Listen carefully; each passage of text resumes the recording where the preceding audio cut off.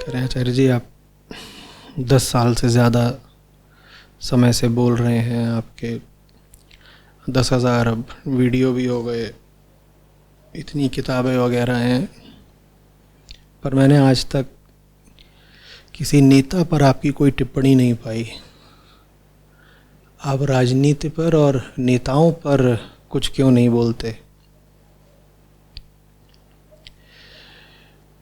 क्योंकि राजनेता जो पूरी राष्ट्रीय स्थिति है,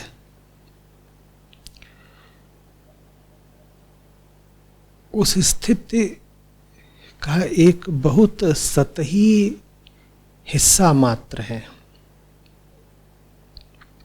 देखो, मेरी दृष्टि और तुम्हारी दृष्टि में भेद है। तुम ऐसे देखते हो कि नेता जो राष्ट्रीय समस्या है या स्थिति है, उसके केंद्र में बैठा हुआ है या शीर्ष पर बैठा हुआ है। तुम ऐसे ही सोचते हो। तुम सोचते हो कि ऐसे पिरामिड में नेता शीर्ष पर बैठा है, जनता उससे नीचे है। मैं स्थिति को ऐसे नहीं देखता। मैं देखता हूं कि जनता ऊपर है और जनता जैसी है उसके वैसा होने के कारण बहुत सारे फल पैदा हो रहे हैं। वो कैसे फल हैं? मैं अभी बाहर सड़क पर थोड़ा घूमते हुए लौट रहा था, रात का खाना खा के। तो बिजली के खंभे हैं, खंभों में रोशनी नहीं है। मेरे देखे वहाँ जो रोशनी गायब है वो वैसे ही है जैसे जनता के दिमाग में रोशनी गायब है। तुम कहोगे रोशनी गायब होने का जिम्मेदार बिजली विभाग है। तुम शायद सही कह रहे हो अपनी जगह पर, लेकिन मैं जहाँ से देख रहा हूँ, मैं पूरी जनता को जिम्मेदार समझता हूँ। अगर सड़क पर अंधेरा है, हमारे भीतर का अंधेरा ही सड़क का अंधेरा बन गया है। सड़क पर गड्ढे हैं, बारिश चल रही है और गड्ढे भरे हुए हैं। बारिशों में गड्ढे और ज़्यादा घातक हो जाते हैं क्योंकि उनमें पानी भर जाता है। जब पानी भर जाता है तो गड्ढा कितना गहरा है और पता ही नहीं चलता।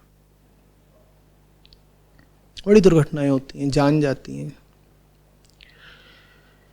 तुम कहोगे वो तो सड़क विभाग जो है उसकी जिम्मेदारी है कि सड़कें इतनी बेकार हैं। मैं कहता हूँ नहीं, सड़कों में जो गड्ढा है वो तुम्हारे दिल के गड्ढे से निकल रहा है।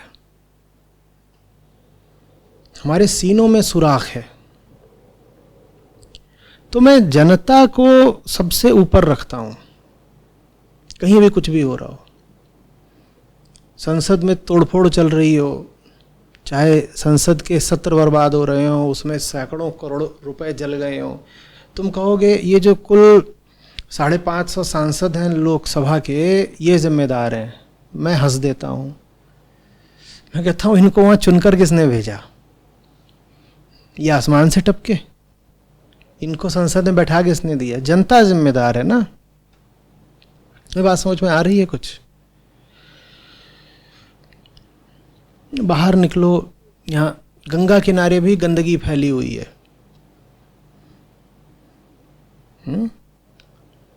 तुम कहोगे इसके लिए तो नगर निगम, म्यूनिसिपैलिटी इत्यादि जिम्मेदार हैं। मुझे फिर समझ में नहीं आएगा कि तुम देखते कैसे हो। अरे वो गंदगी फैलाई किसने? दूसरी बात, नगर निगम वगैरह में जो लोग बैठे हुए हैं वो कहाँ से उठकर आए हैं? जनता के बीच से ही तो। जनता से ही तो जनता की ब्यूरोक्रेसी, सब अधिकारी लोग उठ करके आते हैं ना। वो भी आसमान से तो नहीं टपकते। तुम जैसे हो, तुम उसी तरह से गंगा को रख लेते हो। गंगा यूं ही थोड़ी गंदी हो गई है।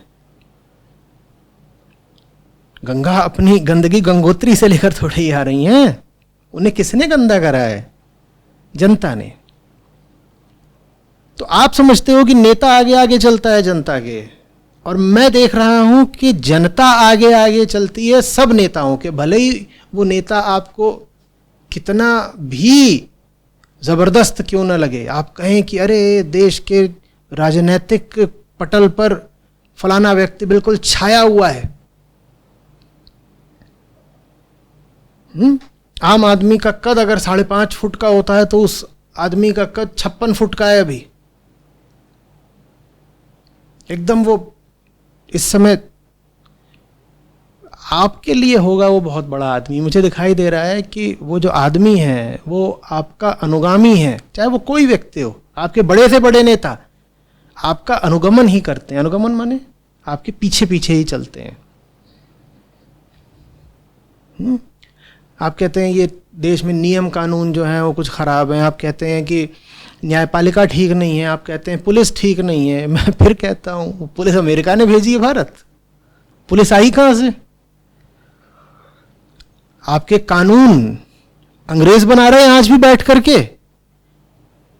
वो कानून बनाए किसने, और जिसने भी बनाए आप आज तक बदल क्यों नहीं पाए? आपके हाथ में बदलना, आप क्यों नहीं बदल पाए? क्योंकि आप ऐसे हो कि कुछ नहीं होने वाला। आप बदल जाओ तो सब बदल जाएगा। तो इसलिए मैं ये जो इतने सारे नेता वगैरह हैं और इतनी सारी राजनीतिक घटनाएं हैं, मैं इन पे कुछ नहीं बोलता। उन पर बोलना वैसा ही होगा जैसे सड़क किनारे टिक्की, छोले भटूरे, पापड़ी चाट इत्यादि से आकर्षित हो जाना। बड़ा चटपटा लगता है लेकिन उसमें दम कुछ नहीं है। हाँ, इतना ज़रूर है कि मैं उस तरह की बातें अभी करनी शुरू कर दूं कि राहुल गांधी का ये और नरेंद्र मोदी का वो, तो देखो कि आप लोग कितने आकर्षित हो जाओगे। मैं भी एक किताब लिख दूं, समकालीन भारतीय राजनैतिक परिदृश्य। आप खटाखट खटाखट उसको पढ़ने के लिए उतावले हो जाओगे। आचार्य जी ने राजनीति पर कुछ टिप्पणी करी, मैं क्यों करूं?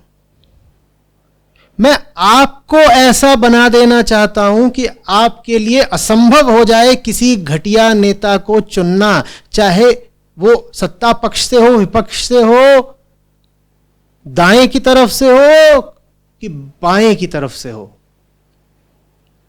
तुम ठीक हो गए तो तुम्हारे नेता बिगड़े हुए कैसे रह पाएंगे? और तुम अगर ठीक नहीं हो तो तुम्हें दुनिया का सबसे अच्छा और ऊंचा नेता भी दे दिया जाए तो तुम ही उसको उखाड़ फेंकोगे, लात मार के बाहर निकाल दोगे। तुमसे बर्दाश्त ही नहीं होगा कोई अच्छा नेता। तो मैं क्या नेताओं की आलोचना करूं? नेता तो तुम्हारे नौकर है। कोई नेता ऐसा कोई काम कर पाता है जो ज्यादातर जनता चाहती ही ना हो कि हो। इसीलिए कोई नेता कोई बहुत अच्छा काम कर ही नहीं सकता, क्योंकि जनता ही खराब है। चूंकि जनता खराब है इसीलिए अच्छा काम अगर किसी नेता ने करा तो जनता उसे बर्दाश्त ही नहीं करेगी। और जिस दिन जनता अच्छी हो गई उस दिन पहली बात नेता अच्छा बैठेगा सत्ता की कुर्सी पर, और दूसरी बात अगर वो कोई खराब काम करेगा तो जनता उसे उखाड़ फेंकेगी। कुछ समझ में आ रही है बात? आपका बड़ा एक निहित अहंकार है लगातार राजनीतिक गॉसिप करते रहने में, चाहे समाचार पत्र हो, चाहे टीवी चैनल हो, चाहे घरों के ड्राइंग रूम हो, चाहे चौपाल हो, चाहे नुक्कड़ हो, चाहे गांवों के चबूतरे हो। हर जगह क्या चल रहा होता है? राजनीतिक विमर्श। अरे विमर्श तो क्या होता है? वो सीधे सीधे मिथ्या भाषण। कोई इधर की बात कर रहा है, कोई उधर की बात कर रहा है, और थोड़ी देर में दोनों में गाली गलौज होगी, और गाली गलौज के बाद जूतम पैजार हो जाएगी। वो उसका मुंह तोड़ देगा, वो उसको मुंह पे थूक देगा, यही सब चलेगा। रेल के डब्बों में अजनबी आमने सामने बैठते हैं, बातचीत शुरू होती है और थोड़ी देर में होता है कि पीट रहे हैं एक दूसरे को।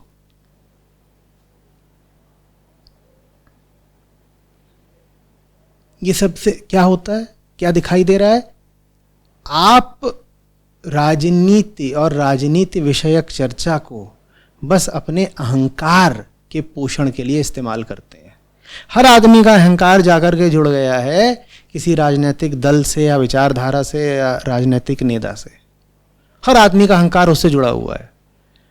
तुम्हें बदलना ना पड़े, तुम्हें अपनी ओर देखना ना पड़े, इसलिए तुम जाकर के उन नेताओं की बात कर रहे होते हो।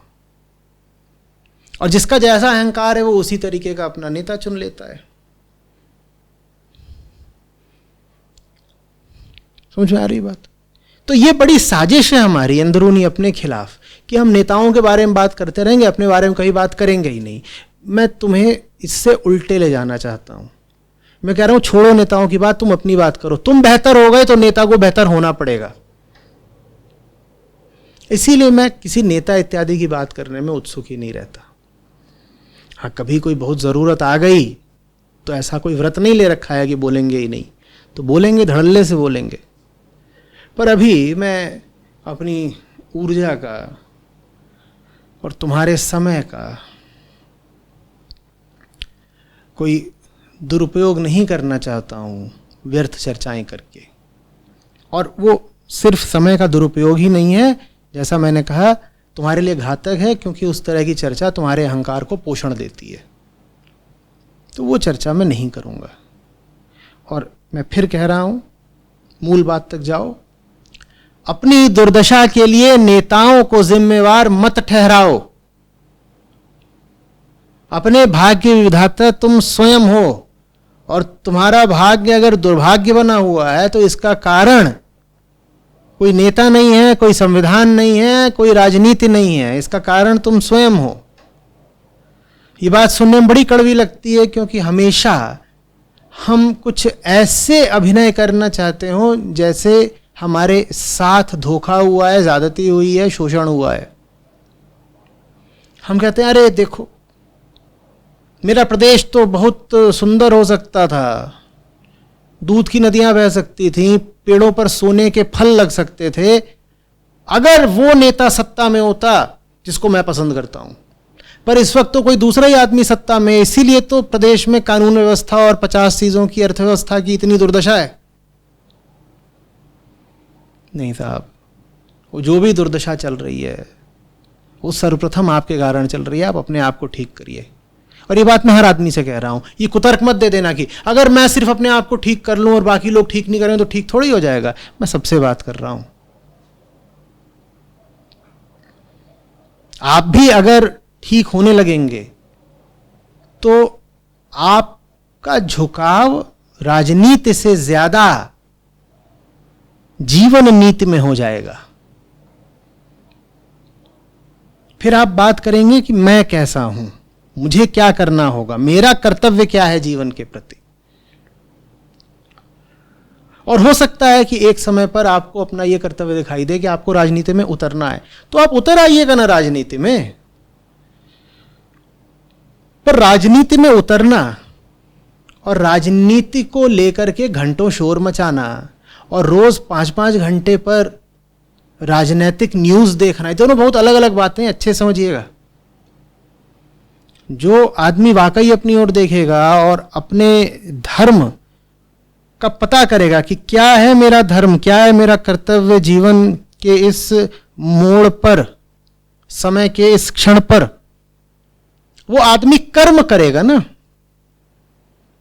ये जितने लोग राजनीति में इतनी रुचि रखते हैं, मुझे बताओ ये कर्म क्या कर रहे हैं। ये मैं बताता हूं क्या कर्म क्या कर रहे हैं राजनीति के नाम पे। इस देश में शायद हजारों लाखों पता नहीं व्हाट्सएप ग्रुप्स होंगे। एक व्हाट्सएप ग्रुप में 250 जने आते हैं और उन ग्रुप्स पर अहर्निश राजनीतिक मुठभेड़ चलती रहती है। और उन मुठभेड़ों में अक्सर दर्दनाक मौतें भी हो जाती हैं। Sharma ji left the group, बेचारे का एनकाउंटर हो गया, मुठभेड़ में मारा गया। यह है तुम्हारा पॉलिटिकल एक्टिविज्म। को कोई पूछे कि तुमको इतना ज्यादा आक्रोश है राजनीतिक स्थिति के प्रति, तो तुम कर क्या रहे हो? तो कहेंगे हम व्हाट्सएपिंग करते हैं। हम क्या करते हैं? गाली गलौज करते हैं। शर्मा जी को भाजपा पसंद है, वर्मा जी को कांग्रेस पसंद है, भिड़ गए दोनों। ये इनका पॉलिटिकल एक्टिविज्म है, और पूरे हिंदुस्तान की न जाने कितनी ऊर्जा और कितना समय यही करने में जा रहा है। मैं कह रहा हूं कि तुम्हें अगर वर्तमान राजनीतिक स्थिति इतनी ही बुरी लगती है तो तुम अपने क्षोभ को एक सक्रिय साकार रूप क्यों नहीं देते? उतरो ना राजनीति में। कहा हम कैसे उतर सकते हैं, बड़ा पैसा लगता है। तो जो कर सकते हो करो, पर ये बकबक तो मत करो इतनी। इससे क्या मिल रहा है? क्या मिल रहा है बताए देता हूं। इससे अहंकार को पोषण मिल रहा है, बस। कुछ समझ में आ रही है बात? आप इतनी गॉसिप करते रहते हो राजनीति को लेकर के, और अब आज आपने मुझसे ही सवाल पूछ लिया, आचार्य जी आप भी क्यों नहीं करते? क्या करें आचार्य जी? आचार्य जी बोलेंगे देखो वहां वो ममता दीदी बहुत अच्छी हैं, या योगी बहुत बुरे हैं, या इसने ये कांड कर दिया है, या अमरिंदर सिंह ने इस्तीफा दे दिया, इसमें राहुल गांधी की गलती है कि प्रियंका गांधी की गलती है। मैं इन बातों पे बोला करूं? ये चाहते हो?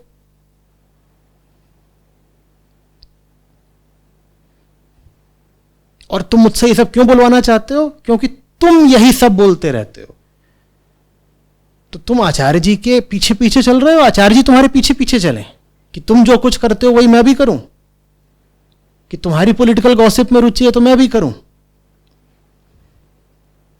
और मैं फिर कह रहा हूं, मैं बिल्कुल समझता हूं राष्ट्र के लिए राजनीति का महत्व, ऐसा नहीं है, लेकिन मैं असली उपचार कर रहा हूं।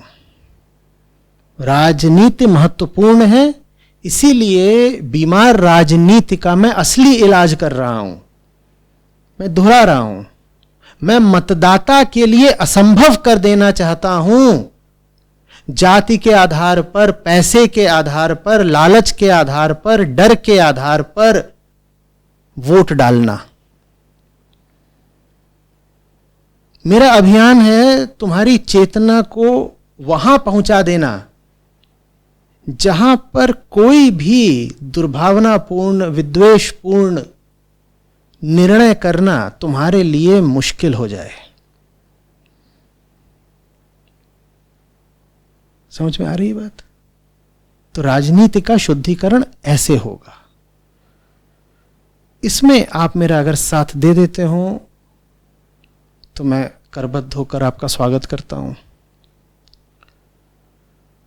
मेरा साथ आप नहीं भी दे सकते हो तो इतना आप अपने आप को अच्छे से समझा लीजिए कि घंटों टीवी पर पॉलिटिकल न्यूज़ देखने से और घंटों पॉलिटिकल चर्चा करने से आप देश की पॉलिटिक्स नहीं बदल देंगे।